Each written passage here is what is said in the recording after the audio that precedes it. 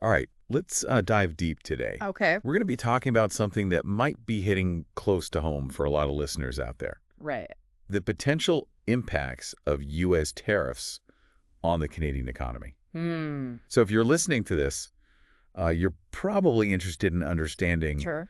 what a trade war Yeah. could actually mean for you, Right. your family. Yeah. The economy Mm-hmm. and the economists we've been looking at are predicting some pretty dramatic scenarios. Yeah. There's a lot to unpack. Possible recessions, unemployment spikes, Yeah. and the Bank of Canada making some major moves with interest rates. Yeah. A lot of uncertainty and volatility. It's definitely a lot to process. It is. It is. I mean, we went from President Trump Right. announcing a 25% tariff Right. on non-energy imports Uh-huh.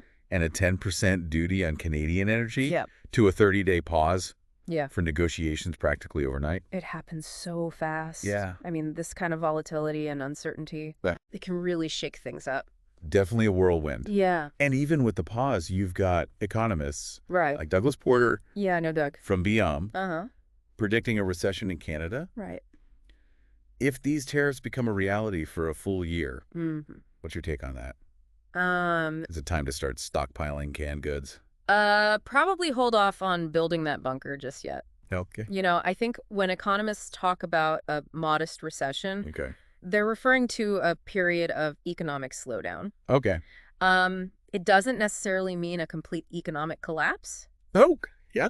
Think of it more like hitting a speed bump. Right. Things slow down for a bit, Ah. but eventually pick back up. Okay, so maybe not a full-blown apocalypse, No. but still not exactly a walk in the park. Right.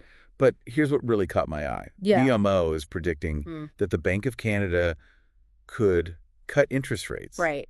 at every single meeting Wow. between now and October. That's a lot of meetings. That seems pretty drastic. Yeah. What's the logic behind that kind of move? Well, it's certainly a signal that they're taking the potential threat of these tariffs very seriously. You know, when a central bank, Right. like the Bank of Canada, Right. cuts interest rates, Yeah. it's essentially trying to stimulate the economy. Right. Think about it this way. Okay. Lower interest rates make it cheaper to borrow money, Yeah. which could encourage businesses to invest and Right. people like you Yeah. to spend. Potentially good news if you're thinking about a big purchase, Exactly. like a car or a home renovation. Right. Lower interest rates could mean lower monthly payments. Right. Exactly. But like most things in economics, Yeah. there's a trade-off. There always is. While you might save money on borrowing, Mm-hmm. you might also see lower returns Exactly. on your savings accounts and investments. Right. It's a balancing act. Always. Got it. Yeah. So cheaper borrowing, but potentially slower growth on your savings. Right. And we can't forget about the impact on jobs. Of course not. BMO's analysis suggests Canada's unemployment rate Right. could climb to around 8% Yeah. under this scenario. That's a big jump. That's a pretty significant jump. It is. It's Yeah. important to remember that unemployment That's isn't right. just an abstract number. Yeah. It represents real people and families Yeah. who are affected. Right. A rise in unemployment could impact everything from consumer spending and confidence to government budgets and Yeah. social services. Some pretty heavy stuff to consider. It is. It is. And it's not just BMO sounding the alarm bells. Right. RBC, another major Canadian bank, Yeah, I saw that. has painted an even more pessimistic picture, Really? suggesting these tariffs could wipe out Canadian economic growth Oh, wow. for up to 3 years.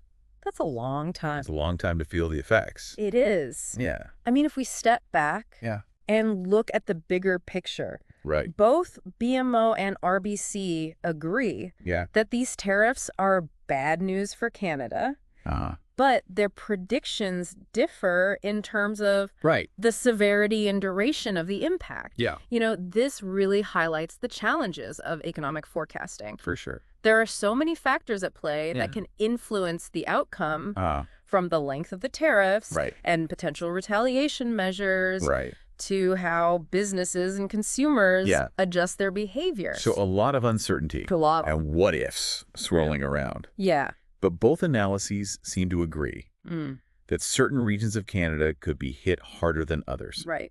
Is that where we're heading next? Let's do it. To find out what this could all mean Yeah. for specific parts of the country. I think it's important to look beyond the Okay. national level predictions Right. and zoom in on the specific industries and regions Yeah. that are most exposed to trade with the U.S. Right. These are the areas that could potentially feel the effects of these tariffs most acutely. Sounds like we're about to get into the nitty-gritty. Let's get into it. All right. Okay. So we've talked about the potential for a recession, what a modest recession actually means, and how the Bank of Canada might react.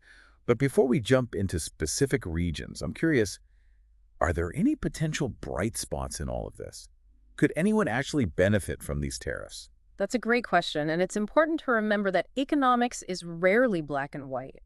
While the overall impact of these tariffs on Canada is likely to be negative, there could be some specific industries or businesses that see an upside. Really? Like, who? Give me some Yeah. examples. Well, think about it this way. If Canadian products become more expensive in the U.S. market due to tariffs, that could create an opportunity for U.S.-based producers to step in and fill the gap. So U.S. steel manufacturers, for example, might see increased demand if Canadian steel is hit with a 25% tariff. Precisely. And it's not just about direct competition. These tariffs could also prompt businesses to reevaluate their supply chains. A U.S. company that currently relies on Canadian parts, for instance, might decide to start sourcing those parts domestically. That could lead to new investments and job creation within the U.S. So there could be some winners on the U.S. side, even if it comes at the expense of Canadian businesses and workers. That's the complex reality of trade wars. They're often framed as zero-sum games where one side wins and the other loses, but the actual impacts are often much more nuanced and spread out. There will likely be winners and losers on both sides of the border. It's like a giant game of economic Jenga, where one seemingly small move can have a cascading effect on the whole structure. Exactly. It's incredibly difficult to fully predict all of the long-term consequences of these types of actions. The initial impact might be felt most strongly in certain sectors, but those effects can ripple out to other industries and even to other countries over time. Okay, so we've got this web of interconnectedness, potential winners and losers, and a whole lot of uncertainty about how it will all play out. What should we be paying attention to as this situation develops? What are the key things to watch for? I'd say keep a close eye on the negotiations between the U.S. and Canada. What concessions are they willing to make? What are their top priorities? And how will any agreements they reach impact specific industries and regions? It's a high-stakes game with a lot of moving pieces. And remember, the economic forecasts we've discussed today are based on a specific set of assumptions. Things could unfold very differently depending on a whole range of factors, both political and economic. That's right. We'll need to watch the real-world data closely to see how businesses and consumers actually respond to these evolving circumstances. Stay informed, stay engaged, and buckle up for the ride. It sounds like things could get pretty interesting. Now let's shift gears a bit and get into those regional impacts we mentioned. Ontario and Central Canada seem to be in the spotlight here. What makes them particularly vulnerable to these tariffs? Well, both regions rely heavily on exports to the U.S., particularly in sectors that could be directly targeted by these tariffs. Think about Ontario's auto manufacturing industry, for example. It's deeply integrated with the U.S. market, with parts and finished vehicles flowing back and forth across the border constantly. Any disruption to that flow could have a significant impact. It's like a finely tuned engine. Throw in a wrench, or in this case a tariff, and the whole thing can start sputtering. Good analogy. And we've actually seen how trade tensions can disrupt the auto industry before. Remember the uncertainty surrounding the NAFTA renegotiations a few years back? That caused a lot of anxiety for manufacturers on both sides of the border. Yeah, those were some tense times. And the stakes feel even higher now. Ontario relies heavily on auto manufacturing for jobs and economic activity. If that sector takes a hit, the ripple effects could be felt throughout the province. Absolutely. And it's not just the factory workers who would be affected. Think about all of the supporting industries, the parts suppliers, the logistics companies, the dealerships, the repair shops. The list goes on. A downturn in auto manufacturing could send shockwaves through that entire ecosystem. And what about Central Canada, particularly Quebec? What are the key vulnerabilities there? Quebec's economy is heavily reliant on industries like industrial metals and manufactured goods, many of which are exported to the U.S. If tariffs make those exports more expensive, it could reduce demand and potentially lead to job losses. So we've got cars and aluminum potentially in the crosshairs. It sounds like these tariffs could really disrupt some of Canada's economic engines. But we were also talking about the possibility of some businesses actually benefiting from this situation. Any thoughts on where those opportunities might lie? One possibility is that Canadian businesses might start exploring new markets outside of the U.S. If they can diversify their customer base, they could potentially offset some of the losses from reduced trade with the U.S. So a bit of a forced pivot. turning a challenge into an opportunity to expand their horizons. Exactly. Sometimes adversity can lead to innovation. Canadian companies might find new and exciting opportunities in emerging markets or forge stronger trade ties with countries in Europe or Asia. So there's a potential silver lining for some, even if the overall economic picture is a bit cloudy. It's fascinating to see how these global events can lead to such unexpected shifts and create new pathways. It's a reminder that economics is a dynamic system constantly evolving in response to changing conditions. And with that in mind, let's wrap up this deep dive by bringing it all back to you, the listener. We've covered a lot of ground today, from the potential for a recession and interest rate cuts to the regional impacts, and even some potential bright spots. What are the key takeaways you want to leave our listeners with?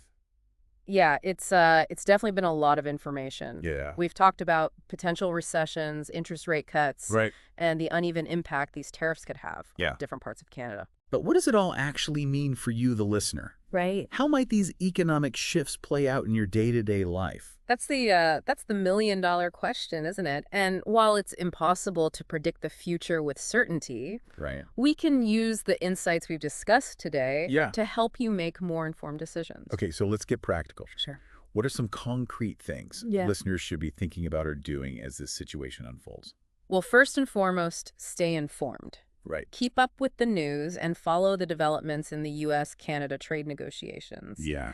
The more you understand about the forces at play, the better equipped you'll be to navigate any potential changes. So don't just bury your head in the sand. Exactly. Stay engaged and keep your finger on the pulse. Right. What else? Think about how these potential shifts might impact your personal finances. Okay. If you're considering a major purchase that requires financing, Mm-hmm. like a car or a home, Yeah. you might want to factor in the possibility of lower interest rates. Mm. But as we discussed earlier, there's a flip side to that coin. Right. You might also see slower growth on your savings. So maybe it's a good time to shop around Yeah.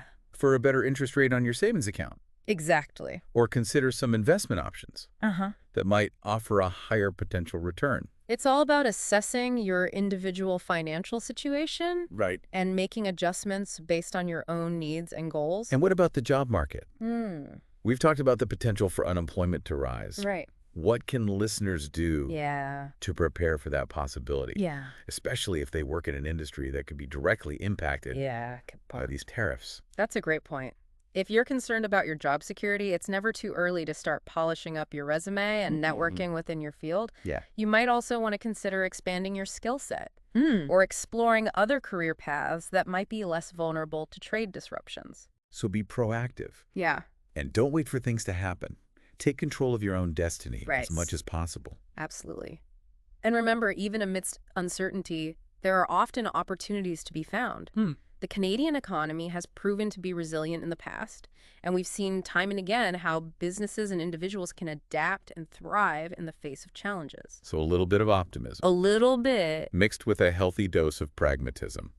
I like that approach. I think that's the right approach. Any final thoughts you want to leave our listeners with as we wrap up this deep dive? I think the key takeaway is this knowledge is power. The more you understand about these complex economic forces, Right. the better equipped you'll be to make informed decisions Yeah. for yourself and your family. So keep learning, Yeah. keep asking questions, and keep exploring. Couldn't have said it better myself. And on that note, a huge thanks to you Oh, thank you. for guiding us through this deep dive It's been a pleasure. into the potential impact of U.S. tariffs on Canada. My pleasure. We've covered a lot of ground, but hopefully our listeners I hope so. are walking away with a better understanding of the situation Yeah. and a few practical takeaways to consider. Absolutely. And to all our deep divers out there, Yes. thanks for joining us on this journey. Yeah. Remember, Yeah. the world of economics is constantly evolving. It is. So stay curious, Yeah. stay engaged, Stay informed. and keep diving deep. Until next time. See you later.